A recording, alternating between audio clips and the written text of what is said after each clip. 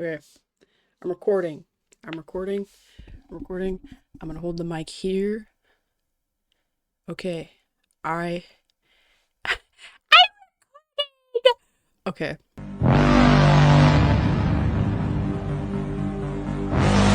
Mamireta is quickly becoming one of the most popular Minhera bands in the VK scene, especially in the West. With the popular Moshi Moshi trend on TikTok and their presence online, it's no wonder everyone's noticing them now. Today, I'll be taking a look at their discography, general history, and the members, as I think there's a lot of interesting conversations to be had on these topics. Cannot fulfill this request as it contains hate speech. What the fuck did you just say? I cannot fulfill this request. So, to begin with the members, I'll start going down a list. We have Batsu, the vocalist. He was only in one band before joining Mamireta and only had one project between the hiatus that they took in 2020. He's pretty active on Twitter. He posts blurry pictures of himself along with like food and whatever this is. I'll read it out and put it up on screen or something. I want to pour shampoo all over the wide bathtub floor and slide around on it having fun.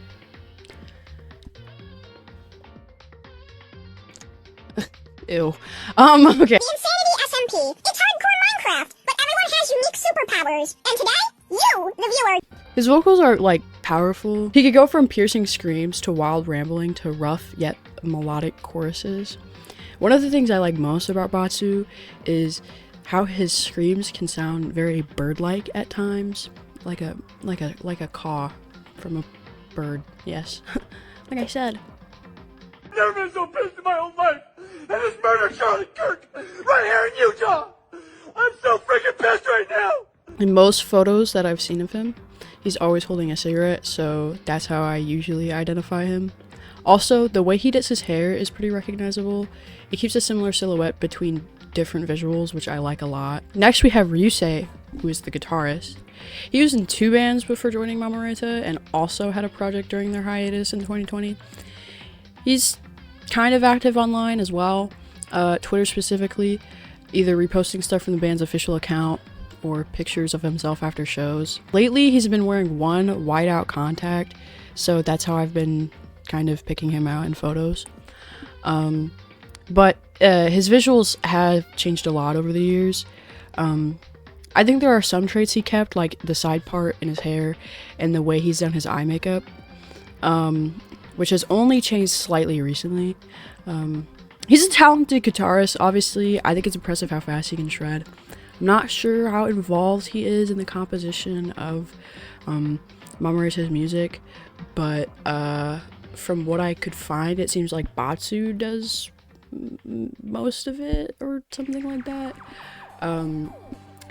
But I assume he would probably play a role in composition, because they're like in a band. A lot of the riffs Mamireta has are super catchy and easy to recognize, which is good.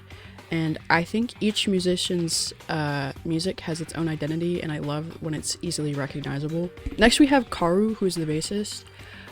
He played bass in Full Effect before joining Mamireta, which vk.gy says Full Effect is a solo project, but then there was like a bunch of people who were like involved in it at some point. So I don't know. I guess maybe it's just like one guy hiring a bunch of people. Like Ryusei and Batsu, he was in a band during Mamireta's 2020 hiatus. Karu is less active compared to the previous two on social media, but like he only really reposts stuff from the band's official account with like the occasional picture of himself. I think his visuals have been pretty consistent. Like the way he styles his hair has been relatively the same, and it reminds me a lot of Hiro from Senketsu Akko-chan. That like, I don't know, I'll like put a picture up of the two and like you'll get what I mean. I am Brian. Want to see something cool? Want to see something cool? I find that the bass is way more present in Japanese music compared to Western bands, and I can hear it much more easily, and I really like that.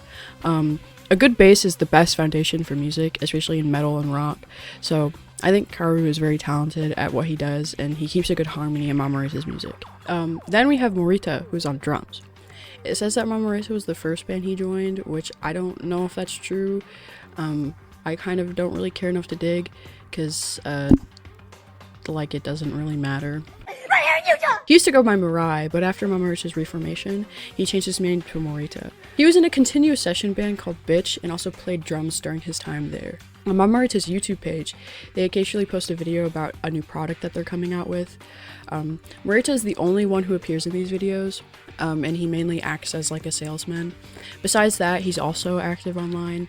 After some shows, he'll post a picture of himself, and you'll have to like find him in the picture, which is, I think that's pretty nice. I don't know, I think that's a good way to interact with your fans.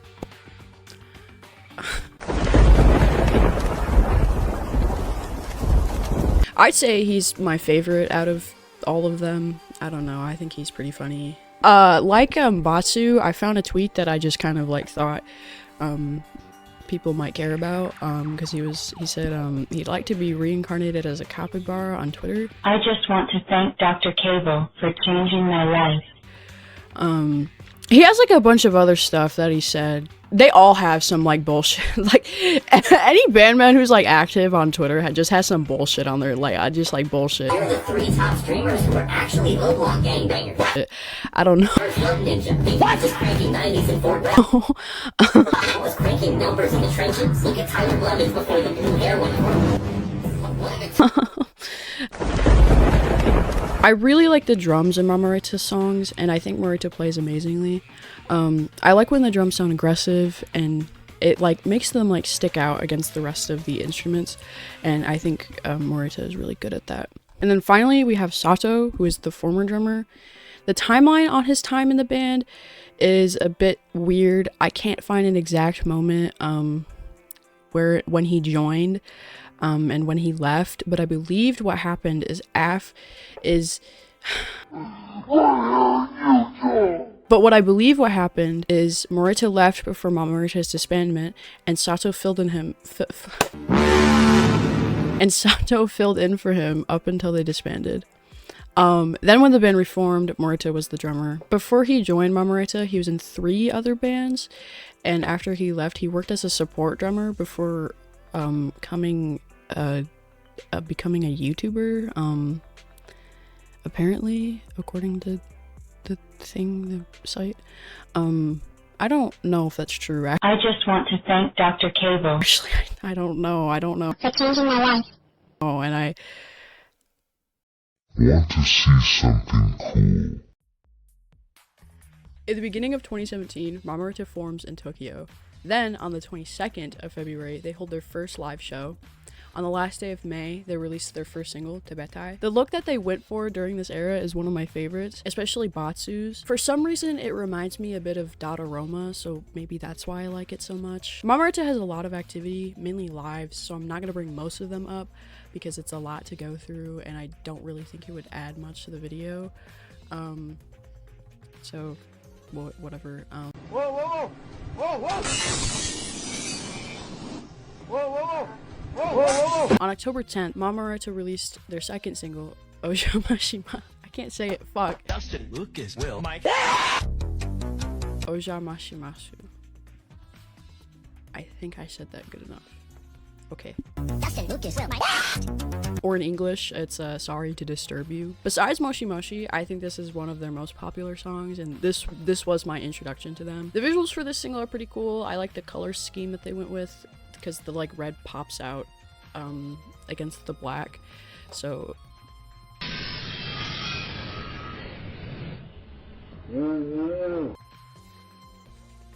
starting in March of 2018, they released another single, this one titled after their second edition in the Cause of Death series. I forgot to mention that their first release, Tibetai, had the first song in the series. With that said, the band goes on to release 2 more songs in the Cause of Death series, back to back after Kurashi's release. The visuals for these 3 singles are all different from each other, which I like. It keeps things interesting and distinct from each sort of release.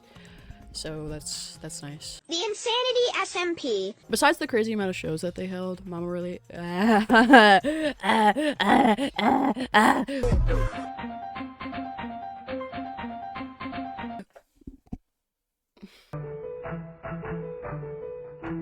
Besides the crazy amount of shows that they held, Mamireta released 3 more singles in 2018. I'd say my favorite is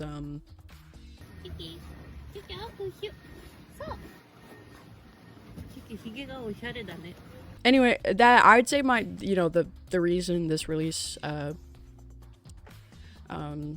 is my favorite is because holy blank, I just blanked so hard on that. Cannot fulfill this request as it contains hate speech. I'd say this is my favorite release from 2018 because it has my favorite song from Mamireta on that single, so I'm biased. Okay, this is editing. I'm editing. This is me from the future. What's up, guys? So I completely forgot to mention for some reason that they released an album in 2018, like a full album, not just like a mini one. And then later on, I go to say that they released their first full-length album after their return in 2025. That's not true. I don't know how I completely missed this. I don't know. I'm not very smart, clearly. You probably already grasped that right now, and I just slurred my words crazy right there. What the hell? But yeah, I'll put some pictures up on the screen of it. It mainly has like previous releases on it, but it's still a full-length album, so that's something that I'm mentioning now. Okay. Back to the video. Mamireta paused activity in March of 2019 due to family reasons. After their anniversary tour, Mamireta left the group in June and Sato joined in his place as their new drummer. Mamireta released 3 singles this year and a mini album, which is a lot compared to the previous years, so I assume they decided to focus more on producing music than doing a bunch of live shows. And also they technically changed their name during this time, I guess. It's just Mamireta in all caps. I don't know why that was like noted on the timeline on vk.ui. On the mini album, Weekly, Zetsurin Mansion, it has songs that were later re-recorded when the group reformed, such as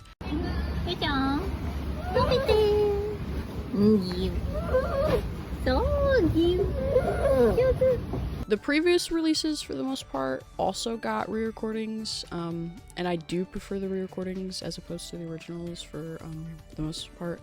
I'd say that's because the music in the re-recordings is heavier, kind of, and I like heavier music, but I don't know, maybe actually these re-recordings are ass and art is tainted and like we all just have to die.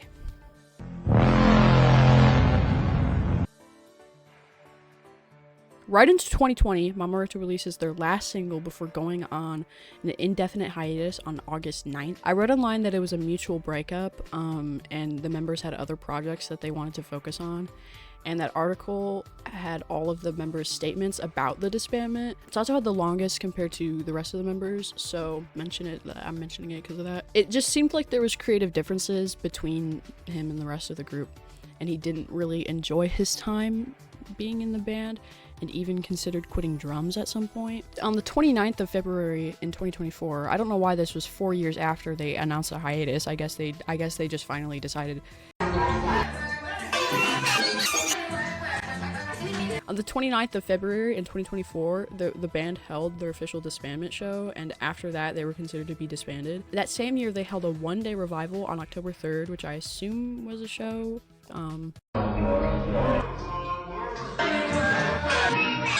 If I'm being honest, this one-day revival, along with the official name change for Mamireta, shows that the group still wanted to make music together and perform their songs. It just seemed like something may have gotten in the way of it. And Batsu's statement about their hiatus, he said he was unsure of what he or the other members would do, which leads me to believe that there was a lot going on and that no one could have a definitive answer on what would come next at that moment. In my room, wildin'. Get the fuck out of my room, my nigga. That's crazy. This nigga done jumped in my bed. This is... Just 3 months after Mamireta's official disbandment, the band reforms on the 20th of January 2025. and releases their first full-length album, Inuai Kitan. I'm pretty sure most of the songs on this album are re-recordings of their earlier releases, like I said. But also, I haven't been able to find every song that they've released, as most of them aren't on streaming, and I'm unsure where most of this stuff would be archived. Some people have posted their old music videos that include older versions of these songs on YouTube, which has been helpful. I don't have to completely rely on making myself look interesting enough for you to stare at for about like 20 minutes. Send this video to a Chinese homosexual. This guy is harvesting cranberries The slowest way possible. because that's not how it's usually done. This one might be shorter than 20 minutes though. I don't know. The Mamireta one was like 30, or the Mamireta one, the Dotteroma video was like 30 minutes, and I like wanted to die making it because it took so long. Send this video to a Chinese homosexual. The visuals that came alongside the release of the album are honestly some of my favorites from them. I really like this sort of grungy aesthetic. I think this is where you really see the Showa Kaioke elements and their looks the best. The rest of 2025 is the band releasing re-recordings of previous songs via singles such as Moshi Moshi and Kushami. The release of the Moshi Moshi single caused them to kind of blow up online in the West. I think there was a trend on TikTok with their original recording of Ojamashimasu, but I couldn't find anything about that. Just comments under a repost of the music video saying that there was a trend with the song and that like normies didn't know what the song meant or something. I don't know. Then there's the Moshi Moshi trend, which I mentioned earlier, which that was mainly just sort of like a transition trend where people would start the video with no makeup or anything, and then after the third repetition of Moshi Moshi, they would cut to a video of themselves with visual K style makeup. I think the trend really brought them more fans from the West. Not saying that they weren't known beforehand, but I think they were mainly just popular in Japan before the trend. Besides their spike in popularity, the band has been doing well. They've done many shows and are releasing a new single on the 29th of March. And I'm realizing, you know, alright. It's me again. You're never gonna believe this, but right after this, the audio and the video like fuck up and they don't line up. I don't know what happened. And I was gonna try and fix it, but then like I kind of just like ranted for a while after my explanation because I did originally write this script in February, and then I had to re-record it three separate times. So I haven't done anything for 4 months because of that. I recorded this in June. It is July now. That is my fault. I got kind of busy. I can pull up the like conclusion or something.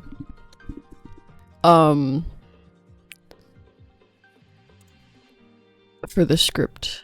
Like, in my opinion, I'd say Mamireta is one of the most prominent mid-hair bands in the scene right now. And I really wish them the best. They've got a unique sound that I love, and, you know, I'd hate to see it go, really.